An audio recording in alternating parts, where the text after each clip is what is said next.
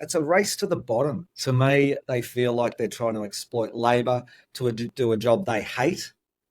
And I've even had people who've tried to actually get free cleaning out of us. And look, it takes all types of humans in this human tapestry, but that is theft. It's Yeah, no, actually really off because you're yeah, stealing someone else's time and energy that yeah. they could have used to make some money to pay for their food or whatever.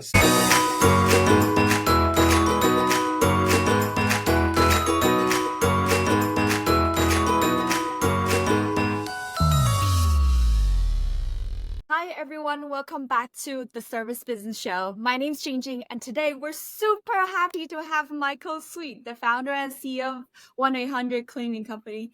Welcome, Michael. It's such a pleasure to have you here. Hi, Jing Jing. Thank you for having me. How are you doing today? I'm doing great. Thank you. Got all the chores out of the way this morning. Everyone's paid and everything's great. How are That's you? cool. Good. I'm doing great too. I'm just like super excited to talk to you. So, do you normally handle your, admin stuff over the weekend? Yes, I do. Obviously, we have everyone else doing their thing, but Saturday is the best day for me where we don't have any customers taking a distraction. And so we get to put all the admin together on the Saturday morning, especially paying everybody, making sure everyone's settled, they have their schedules for Yeah. next week. It's Yeah. very important to be organized. Yeah. There's so many thousands of details involved in running a cleaning company that if anything is a bit off, it's going to reverberate through the week ahead. So Saturday is Yeah. our chance to just make sure we zoom up and everything is clear and clean and ready to go for the week ahead. Oh goodness. As a business owner, you just never rest, huh? It's 7 days work week for you. It depends if you enjoy it, Jing Jing. I mean, I love it. I love having a business. I love this business. And there's a lot of physical exertion, but Yeah. no, I don't get emotionally exhausted like I see other people get because when things are under control and they're smooth, it's beautiful. It's a beautiful thing. I have run it the other way, and that's Okay. horrible. Yeah, where Tell everything's me more going about wrong all that. the time. Well, everything's going wrong all the time. Customers are complaining. People aren't turning up. Everyone hates you. You're the worst boss in the universe. I mean, Oh yeah, no. that's a terrible place to be. Yeah, I'm really curious about this because I mean both you and I know, right? It is not the most sexy business in the whole world, right? And you've been doing this for how many years now since you were 13? And how do you Yeah, keep the passion you know, like a 13 years old for this long? well, look, I grew up in a business-oriented family. My parents always owned businesses, so it was kind of in my DNA. And I can't tell you the exact day, but at some point I picked up a bucket and a sponge and went around the neighborhood knocking on people's doors, asking to clean their cars.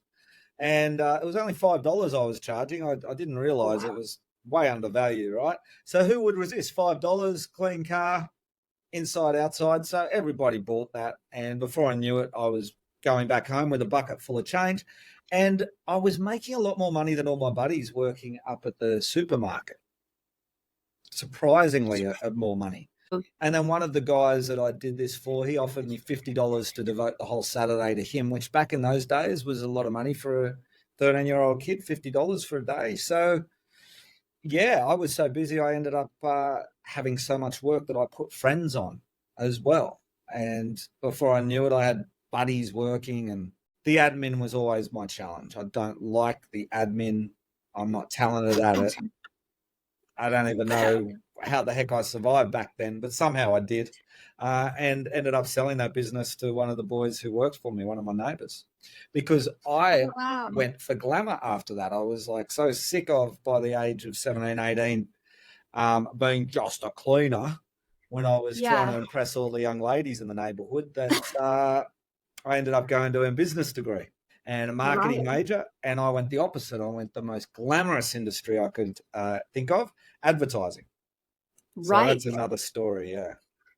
Wow, and now you're back in the industry, and I can really see you're putting your degree to use because I've seen your website and also your social media. It seems like they're really polished. So Yeah. I guess it actually definitely helps. But just wondering though, after so many years, how do you keep this motivation up on day-to-day basis? It's not like you just mentioned, right? Not every single day is a smooth ride, especially in the cleaning industry. Customers will complain.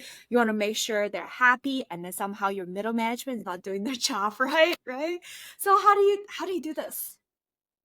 Well, I think it's part of what I'm running away from and what the cleaning industry helps me run away from, Jing, and that is that the 15 years out of the industry I Right. spent in advertising, and I ran Australia's first results-based ad agency. I started it, and it was predicated on the idea that if your sales went up, you give me a cut, and if they don't, you don't pay any money. I've always been very results-oriented. And I got extremely disheartened at the end of that 15-year journey to be helping customers make millions, Yeah. and they would continually try and rip me off. And I just hated that aspect. I went into business with a good friend from the ad industry world, and that made millions, and he tried to rip me off. I Oh, then started another cleaning company with my brother-in-law of all people, and then when my divorce went down, he tried to rip me off. So the answer to the question of why I'm so passionate about cleaning is because it allows me to keep away from all the psychopaths that I experienced in the top of the corporate world. And yeah. I was at the top of the advertising industry, and I had a lot of very, very successful businesses, but I continually got disheartened by the greedy nature of my compatriots. And I can't point the finger at them. There was something in me as well that was Yeah. attracted to those sorts of people. Yeah. But having my own little cleaning business and starting from scratch after amassing a fortune and then nearly being bankrupted, it just felt safe and it felt honest. Oh, And if I go and clean a house for $300, that's money. I get the money, I do the job, the customer's happy, I'm happy. There's something inherently honest in those small transactions that, when scaled, feels safe to me versus the big amounts you're dealing with in the corporate world and personalities that are basically sharking each other. I couldn't stand it. oh my God. I resonate so much with what you just said. I quit my investment banking job to join an industry that's it's a humbling business, right? Like there's so much honest and trust in this business. Yes. People, they trust you with their safe haven, is their home, right? Yep. You gotta know where's the toothbrush, where's the underwear. Yeah. Yeah, Totally. right. Yeah, Totally.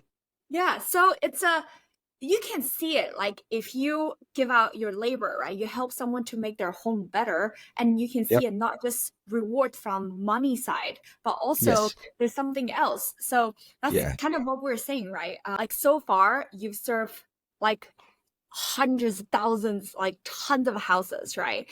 And the Yep. key here, like maybe you can share with the audience what makes you the most proud of. That's such a great question. I mean, I get a massive kick when we get a 5-star review because, I mean, it's not just because it's good for my marketing, but there's something about a third party describing freshly what you do Yeah. that you're so enmeshed in doing every day that you can't describe it for yourself. So, to answer your question, I can't really answer your question, but my clients answer your question with their 5-star reviews. I've And that actually is, yeah. you read some, so you can see what I'm talking about. They're pretty special. They Yeah. are. And then I was really shocked to see some of your clients wrote that Michael and his team showed up. You know, like even after so many years, you are still on in the field with a worker. And this is not something that we see for someone who's not passionate about the business, right? So I've also seen reviews not just from the customer side, but also from the employee side. We all know in this industry, most people treat a cleaning job as a temporary solution until they can find better job out there, right? There's a famous Yeah. Netflix show called The Maid, right? Because she really had no other job to do. Therefore, she had to pick up cleaning in a remote island. So, what's the secret sauce for you to have a group of very happy workers, even if they're not doing the glamorous job, but they're still very happy? Okay, so I can there's a lot of things I can tell you, but I'd start by distilling it down to the simple formula is the golden rule. Treat others as you would like to be treated. Yes. So rather than look at staff as an object to extract resources from so I can get a Ferrari, as sadly a lot of cleaning business owners do, look at them and say, hey, if I was in their shoes, how would I like to be treated? Yeah. And then it becomes quite simple. Okay. So number one, try and build them a run that's close to where they live. Try and not have them drive halfway around Sydney all day to make a pathetic small amount of money. Yeah. Try and pre-screen only customers who are kind to them. Don't have any mean customers. Yeah. You know, when you start looking through that lens, it becomes really obvious. Take good care of them, make sure they make good money, make sure they're working close to home, make sure they get home at a reasonable hour. They're not exhausted and exploited. They have their weekends off, and their customers appreciate them. If you get that whole formula right, these guys can start making $1,200, $1,500 a week, working close to home, being home at 3:30, 4 o'clock, feeling great, and having the same run every fortnight. I mean, wow, who doesn't want that? Well, I know that it's easier said than done. Oh, yeah. I've done it before too. You must hard. have a huge team to just get through this, no? Because on one side, you have to filter the customer. On the other hand, you have to make sure all the staff are taken care of. When you scale the business, your back-end kind of people operation must be huge. Well, it goes back to your earlier point. Why am I in the field? You can't do this without being in the field, can you? And you can't lead a team by expecting people to do things the boss himself will not do. Yeah. Okay, so my idea of leadership, the idea I love the most about leadership is leaders eat last. Have you heard that one? Yes, yes. It's just so good. You go out at the head of the tribe. You're the one who's risking the bulls of the antelope on your butt with your spear. You take the meat back to the cave. You make sure everyone's well fed before you start eating, and then people want to follow you. Yeah. And the irony is that only through having them follow you in this way can you build the sort of team that stays for eons and attracts the clients that want to stay for eons. So it's all integrated, but it all comes from the front, and that means the owner has to be in there. Yeah. You know, you could argue that I'm a control freak. That's why I'm there checking out every job and is this perfect? Maybe I am. I don't know, but I want to make sure that the client is good for the cleaner. Yeah. And thereby the cleaner is good for the client. And then they have a symbiotic relationship. And then it becomes fun, because if the cleaner and the client get along well, they love each other, they both have a reciprocal relationship, then the cleaner and the client can form what I call an IBU, an interdependent business unit. That means the cleaner is arriving the same day of the fortnight and doing that same run, and I don't have to administer that very much. Yeah. Then you're having fun. Absolutely. And then the client and the cleaner, they also get to know each other, and slowly that relationship has been established and trust is there. So they're very used to have, let's say, Rachel coming to my place on every other Thursday. And then if Rachel suddenly don't come, it's like, oh, I miss her. Yeah, totally. Yeah. And there's that appreciation in the relationship, because they know they can't get someone like Rachel, who not just cleans extraordinarily well, is following a scientific system that's far superior to our competitors, but also cares. And this is a really important word, Jing, is care. It's almost been ruined by people throwing it out there without truly following it up with care. It's like someone who says to you, I love you, and they really don't. It's hollow, tinny. It's almost a bastardization of the beauty of the truth of the word. And the truth of the word care is incredible. If the cleaner does all the cleaning well, but on the way out, that pillow is crooked, or the teddy in the kid's bedroom is just thrown on the floor, versus put on the pillow to greet the child as the child walks in. Those things take 2 milliseconds, Yeah. but you feel them as a customer when you walk into your house, that your Yes. cleaner cares for you. And that is absolutely unbeatable. Yeah, And you definitely. can't force that. You can't force that. 100%, 100%. So, but I'm curious, when you take care of your workers so well, right? Like you really take care of their welfare, see your cost is probably, not the cheapest, right? To No. maintain this level of care for your staff, therefore they will care for your customers. How Yes. do you stay competitive in such a competitive industry? Because in Sydney, there's tons of companies, right? Some of them, they really still charging $25 an hour. I saw. Yeah. That's just crazy. Below the award. Yeah. Okay, so the way it works, like any industry, is you have price and quality Yeah. matrix. So some people are buying Ferraris, some people are buying Kias. The bottom 50% of the market, we don't even worry about it. Right. Okay. Those customers end up in a lot of agony with paying a very small amount of money and being continually disappointed. The cleaning companies operating in that space are trying to impress customers in the beginning by offering a cheap price, Yeah.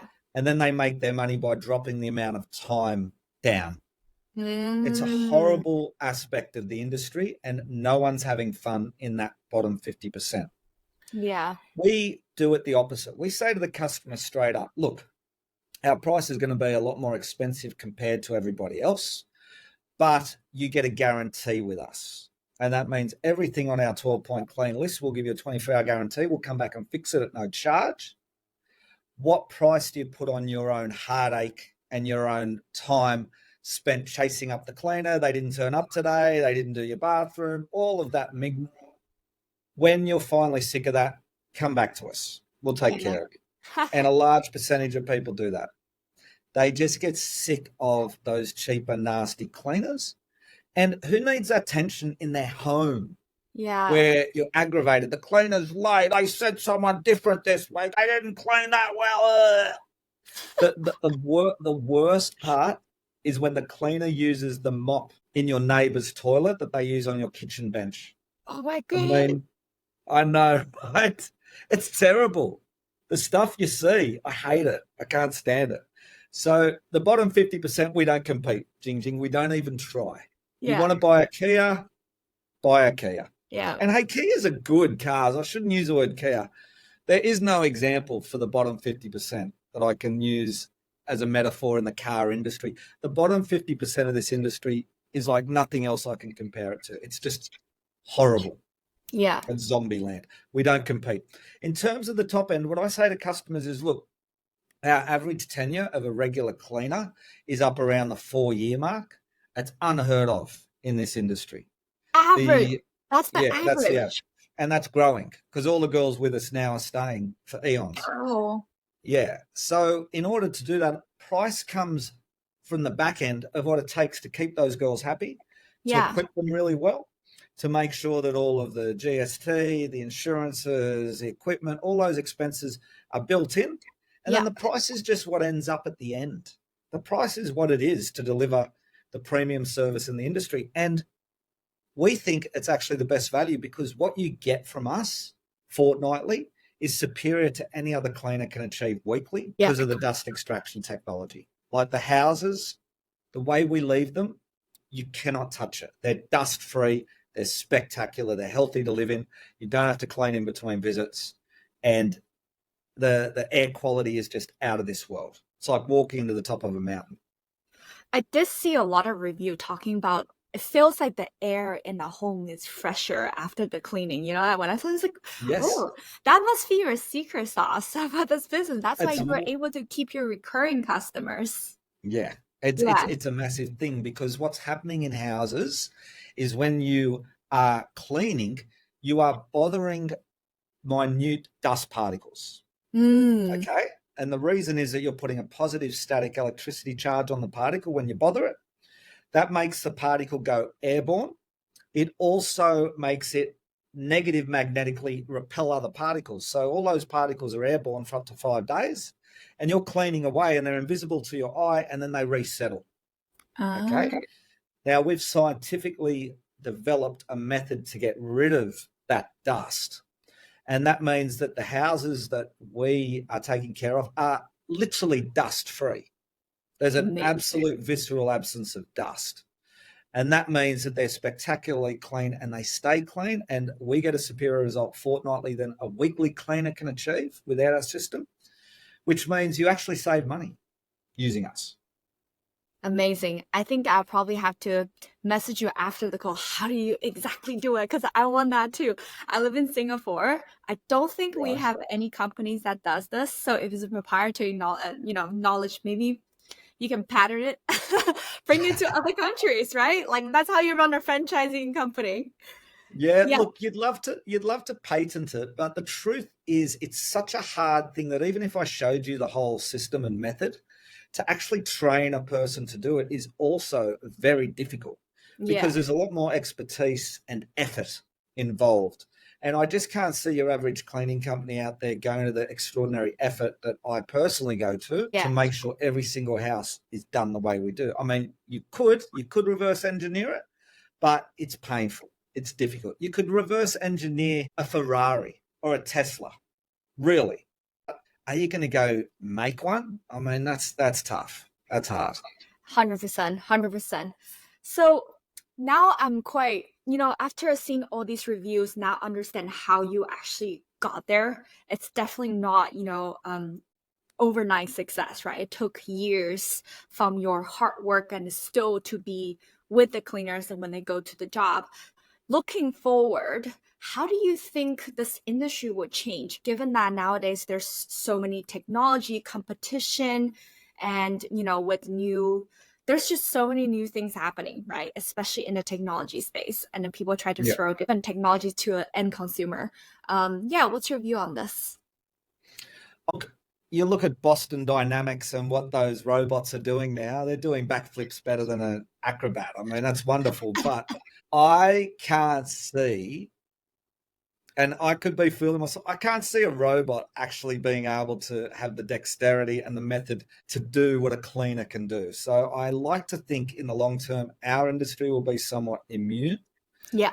I could be wrong, but right now, these little robots running around on the floor, like, they're not getting a lot of that dust. They're getting the big items. That's great, but it's ugly. It's not pretty. So I'm not too Yeah. worried technologically about AI taking over the physical aspect of cleaning. I think there'll always be a place for a good cleaner. Technologically, we've got robots writing copy that a lot of cleaning industry operators are using to help create their websites and carry on. Yeah. Google's penalizing AI copy. Yes. So I just think there's always counterbalances. Things look so wonderful until they're done in practice. So I haven't got a massive fear of technology in this industry. I think you can't see too far down the road. And so, look, maybe I'm not seeing what I should see. I don't know. Who knows what tomorrow will bring? But yeah, I just think that there's not that much you can do. You either go in and clean a bathroom as a human being or you don't, right? Yeah. I think it's just like what you were saying, right? Hiring a cleaner to come to your home to clean your house is not just about having the place clean. It's the human touch, it's the Yeah. relationship that you build with your clients. Yeah. Bots cannot build relationship. They will be treated like an object. They are objects, right? So That's that's why right. I 100% agree with you. Most service they're going to stay. So the key in the future will be how do you level up that relationship building, right? How do you enable company to build that relationship much easier with the clients? How do you collect feedback faster from the end consumer to the boss like you, so you don't have to go down, go see every single house and to audit every single worker's performance, right? So I think this will be quite an interesting space for companies, moving forward, because nowadays people give feedback, they call you or they message you, right? Instead of like, hey, you need to come down, you need to see this toilet is not clean, can you do it? This kind of things. But also in terms of government involvement, we know Australian government's very powerful. Another powerful entity is the union, right? So historically, they have been very anti-freelancers kind of model. In the future, how do you think they should evolve as a representative of the country? All right, so there's two things you've asked there. So I'll answer the first one first, and that is the Yeah. technology. I've actually found this business was easier to run 20 years ago than it is now, based on the complications of technology. Right. I've got 6 or 7 different bits of software going on with my marketing, my scheduling, my this. Trying to get those bits of software to communicate and share data is just an absolute nightmare. Yeah. So I would say in this space, unless some technology comes along that makes all the other technology simple for a business owner, I actually see technology as more challenging over time. It creates more complications. That's the answer to technology. In terms of the government, look, one thing that's really tough in this industry is the pressure from not just the government, but also customers and cleaning operators to commoditize labor. All right. So what I mean by that is everybody wants to try and compare a cleaner on an hourly basis, as if every cleaner is homogenous with every other. It absolutely doesn't take into account expertise, energy, enthusiasm, intelligence. Yeah. A really good cleaner can get 304%, 300 to 400% better than a really bad cleaner. A really bad cleaner can actually leave your house more dirty than when they walked in. Whereas a really good cleaner, I mean, I don't want to big note myself, but look, I have done a lot of cleaning, okay? And I have thought of every microsecond in that cleaning process. Yeah. I can go into a house and get done in 3 hours what a normal cleaner can't get done in 8 hours. Yeah. Because I'm not wasting a single second of movement. I already know ahead of time when I'm dusting that I'm going to vacuum that whole floor when I get to the bathroom. And therefore I'll leave vacuuming till last. And that saves me 2 minutes. But you times 2 minutes by 100 items. Yeah. There's a lot of savings there. So that's a long-winded way of saying, in answer to your question, the commoditizing labor is a big danger. Yeah. And what the government could do is help the cleaners to not be commoditized, because a lot of people who get drawn into this industry don't have the options in other industries to be paid well, and so are rife for exploitation in this space because they're desperate. Yeah. And sadly, there's a lot of people eager to exploit them. Yes. So the first thing I'd say the government and the unions could do is just make sure the minimum wage is really strictly enforced and is a living wage, is enough to make sure that people can live well, can bring up their children well, can have a weekend off, can enjoy life and have enough to pay their mortgage, etc. Because really a lot of people in this space are suffering and are being exploited as if slaves by unscrupulous operators, not just in the industry, but the government's got no idea what it's like to run one of these businesses or, God forbid, to have to work as a cleaner out there. Yeah. And so they pick on the cleaning operators in quite a merciless way. I'd love to see a bureaucrat run a cleaning business for 2 years. That would be such a pleasure to witness, because they don't know what they don't know, and they make these horrible assumptions, and they just don't really seem to care. I mean, I hate to bring it up, but COVID's hard to ignore in this industry. I mean, they locked us down. I lost 68% of my regular clients that had taken me years to build overnight in the first lockdown. I then slowly started to rebuild, and I lost 40% in the second lockdown. So how we survived, I don't know, because I wouldn't let go of any staff. And when I say staff, they work as subcontractors. I wouldn't let go of anyone. I went to a house at my accountant's behest to let go of a young lady.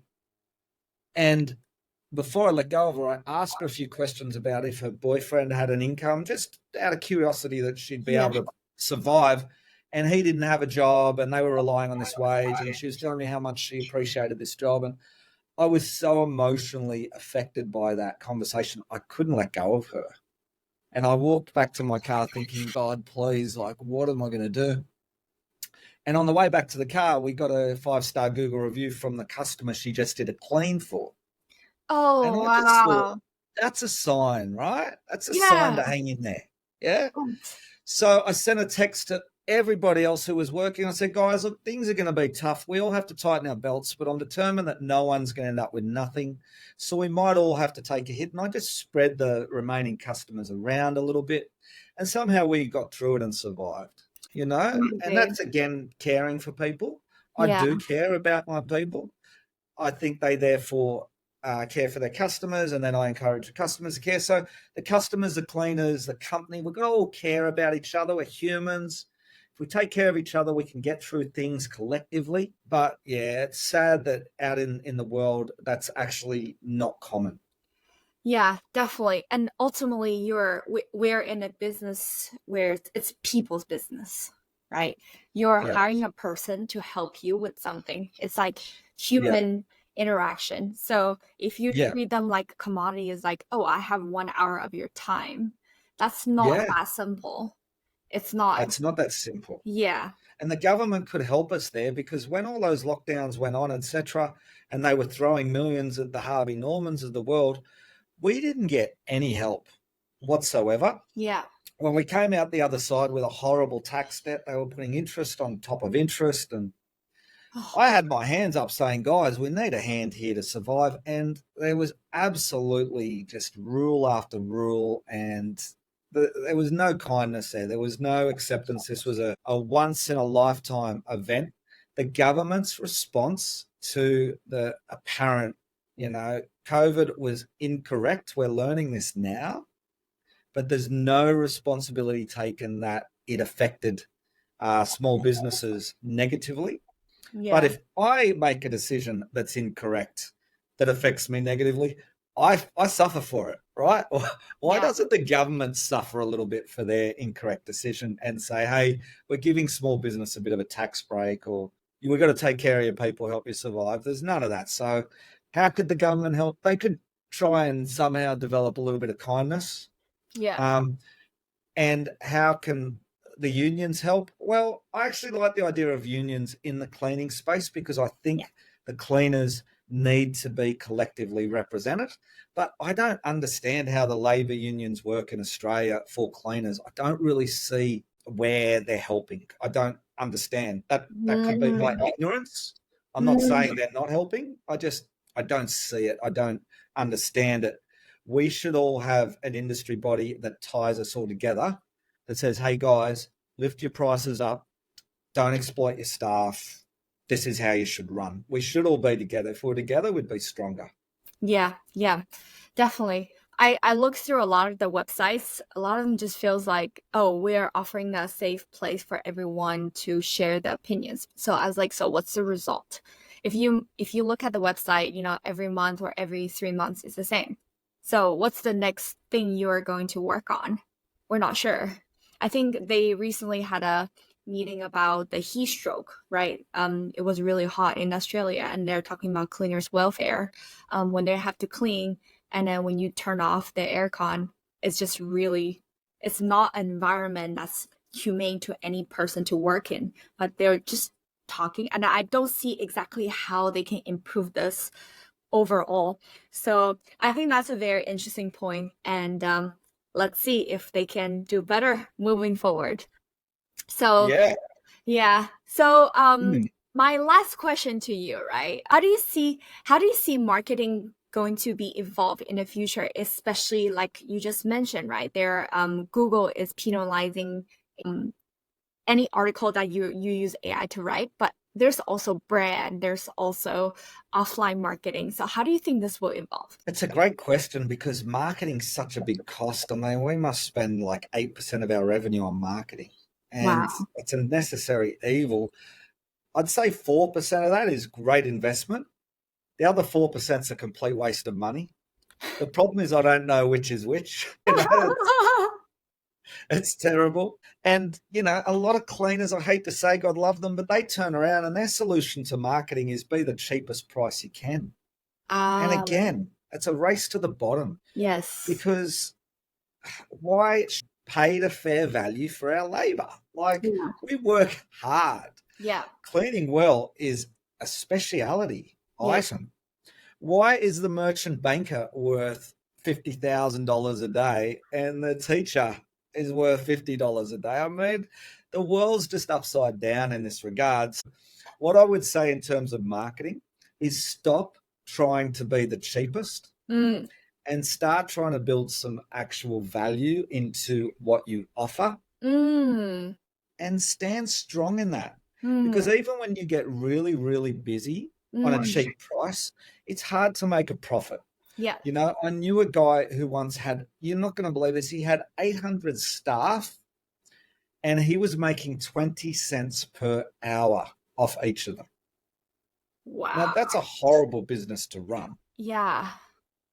So the guys who go in there cheap, I see them sometimes with their mops and stuff around the neighborhood and no one is smiling. No one seems to be having a good time. But I think they think that's the only way to go. And those customers who really want that cheap clean, Yeah. I don't really get on well with them as people.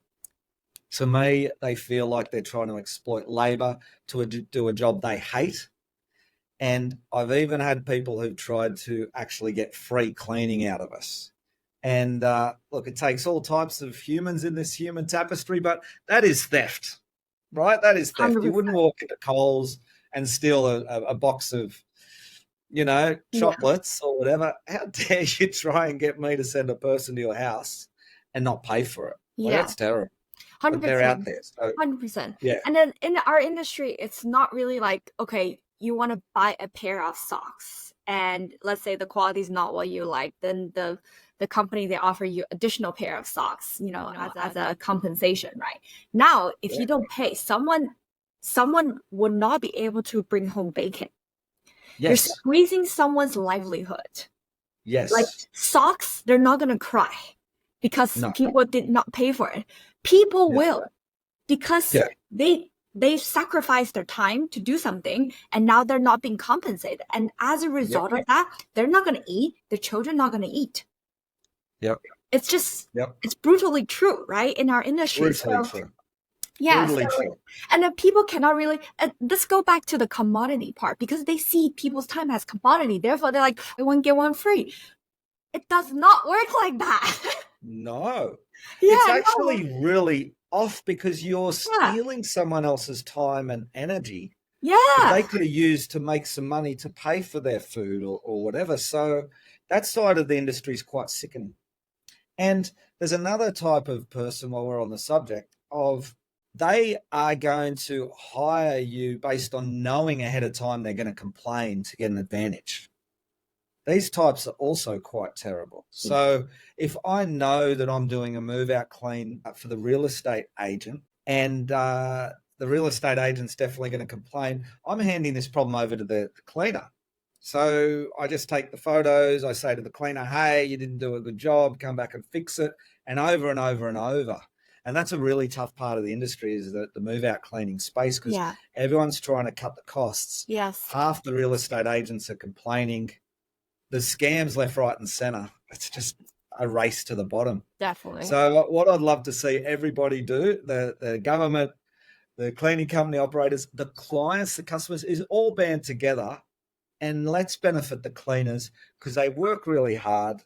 They really, really have to work to get enough money to pay for food every day. They haven't got savings in a lot of cases. If they get ripped off, they really suffer for it. Yes. So let's all work together to take care of those people. Yes, 100%, 100%. Wow, I think, it's I had such a great time having this conversation with you. And then ultimately, really, it's people's business. And I think you've seen enough. And I really respect how you are handling the whole situation and have the courage to voice out what you think the government should do. So thank you very much for this candid conversation. Do you have any last minute words that you want to say to the audience? Well, you've just prompted me to say, I love you, government. So don't, come give me a hard time because I've had a hard enough time. But look, in fairness as well, I must say, like we did get audited once, and I just said to the government, "Here you go. I'm honest. I might be disorganised, but I'm very honest." And they went through everything, and they were very, very kind. It was during a time during my divorce, and they were actually, I found, to be very kind. And I have found individuals within bureaucracies that are some really good, kind people, but they have to work within strictures and structures. Right. So, as a general thing, I don't complain, but I do think that the bottom of industry needs to be taken better care of. And I do stand by that. That if there was a criticism of government, that's the one I'm making. Beyond that, I love you, government. Be nice to me. Be nice to my business. In terms of last comments, I'd like to say, Jing Jing, it's been a pleasure for me as well. I love Thank that you. you also have worked in this industry. And I love that you've had a similar journey in terms of being in a high corporate place that just didn't seem to feed your soul. Yeah. And from the short time I've known you, seem like quite a joyous, peaceful person. So Thank whatever you. choices you made, very fascinating. I'd love to hear more about your story one day as well. Sounds good. Thank you so much, Michael.